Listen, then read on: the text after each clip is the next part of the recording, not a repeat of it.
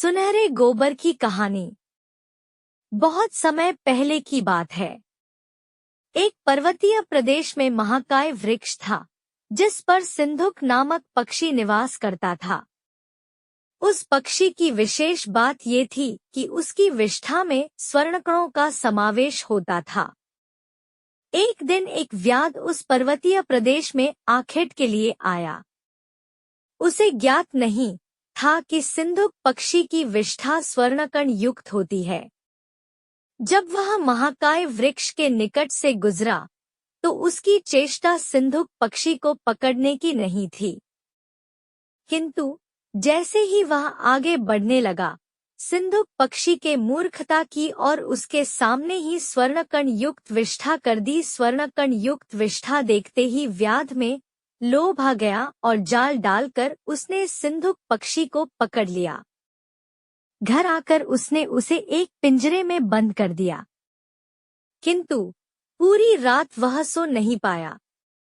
वह सोचता रहा कि यदि किसी तरह इस सिंधुक पक्षी और इसके स्वर्णकण युक्त विष्ठा की बात राज्य के राजा तक पहुंच गई तो राजा उसे दंडित कर देगा। वह भयभीत हो गया। दंड से बचने के लिए उसने निर्णय किया कि वह स्वयं ही राजा से भेंट कर सिंधुक पक्षी के विषय में उन्हें जानकारी दे देगा और उपहार स्वरूप वह पक्षी भी उन्हें दे देगा। अगले ही दिन वह राजा से भेंट करने राज दरबार पहुंच गया। वहां उसने सिंधुक पक्षी प्रस्तुत करते हुए उसकी स्वर्णकण युक्त विष्ठा के विषय में राजा को सब कुछ बता दिया। पूरी बात जानकर राजा ने अपने सेवकों को आदेश दिया कि वे सिंधुक पक्षी व्याध से लेकर उसका विशेष ध्यान रखें। सेवकों ने वैसा ही किया। उस समय दरबार में राजा का मंत्री भी उपस्थित था और ये सारा घटनाक्रम देख रहा था। उसे व्याध की बातें मूर्खतापूर्ण लगी। उसने राजा को परामर्श दिया कि ऐसी अनर्गल बातों पर विश्वास करना आपको उपहास का पात्र बना देगा, इसलिए व्याध की बातों में न आए। राजा ने मंत्री की सलाह मान ली और सेवकों को आदेश दिया कि सिंधुक पक्षी को स्वतंत्र कर दिया जाए। सेवकों ने आदेश का पालन करते हुए सिंधुक पक्षी को छोड़ दिया। पिंजरे से बाहर निकलने के बाद सिंधुक पक्षी उड़कर राजमहल के प्रवेश द्वार पर बैठ गया और वहां से जाने के पूर्व पुनः स्वर्णकण युक्त विष्ठा कर गया।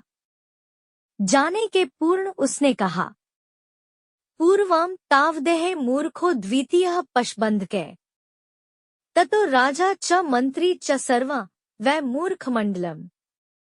अर्थात सबसे पहला मूर्ख मैं था, जिसने व्याध के समक्ष विष्ठा करके अपनी मूर्खता का परिचय दिया। दूसरा मूर्ख व्याध था, जिसने व्यर्थ के भय में उसे राजा के सम्मुख प्रस्तुत कर दिया। तदोपरांत राजा और मंत्री तो मूर्खों के मूर्ख निकले, जिन्होंने व्याध के कथन पर विश्वास न कर उसे छोड़ दिया। इस प्रकार इस राज्य में मूर्ख मंडली का जमवाड़ा है। नाई की उच्च नियुक्ति। शाही नाई का महाराज कृष्णदेव राय के बाल काटने और दाढ़ी बनाने महल में आना जाना लगा रहता था।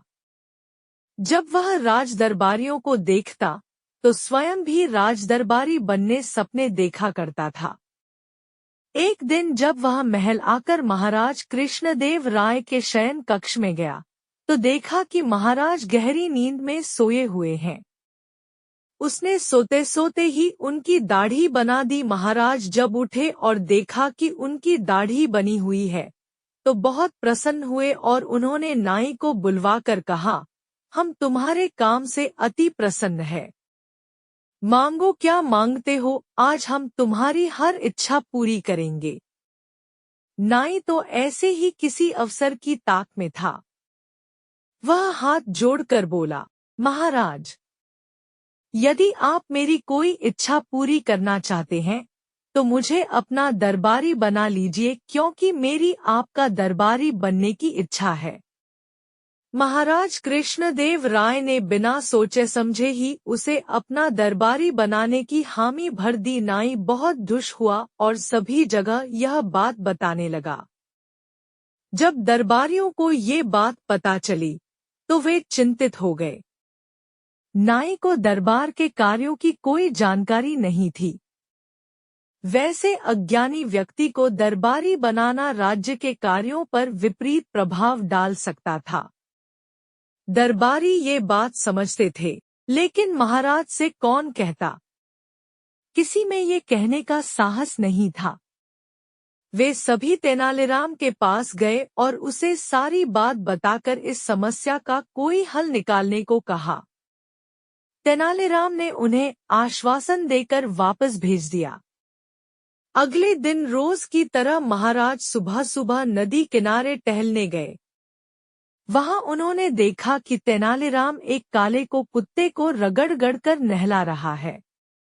ये देख उन्हें बड़ा आश्चर्य हुआ। वे तेनालीराम से बोले, सुबह सुबह ये क्या कर रहे हो तेनाली? तेनालीराम बोला, महाराज, मैं इस कुत्ते को रगड़-रगड़ कर नहला रहा हूँ ताकि ये सफेद हो जाए। अरे काला कुत्ता सफेद कैसे होगा तेनाली? महाराज ने हंसते हुए पूछा।